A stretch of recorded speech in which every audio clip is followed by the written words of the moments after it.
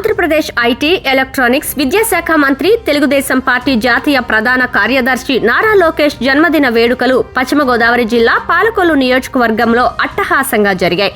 కేవలం వేడుకలకే పరిమితం కాకుండా సామాజిక బాధ్యతను చాటుకుంటూ నిర్వహించిన సేవా కార్యక్రమాలు అందరినీ ఆకట్టుకున్నాయి.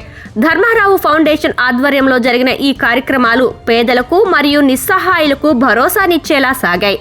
మంత్రి లోకేష్ ప్రజల క్షేమం కోసం నిరంతరం శ్రమిస్తారనే సంకేతాలు ఇస్తూ సమాజంలో అత్యంత ఆదరణ అవసరమైన 100 మంది వృద్ధులకు మరియు 100 మంది దివ్యాంగులకు నూతన వస్త్రాలను అందజేశారు.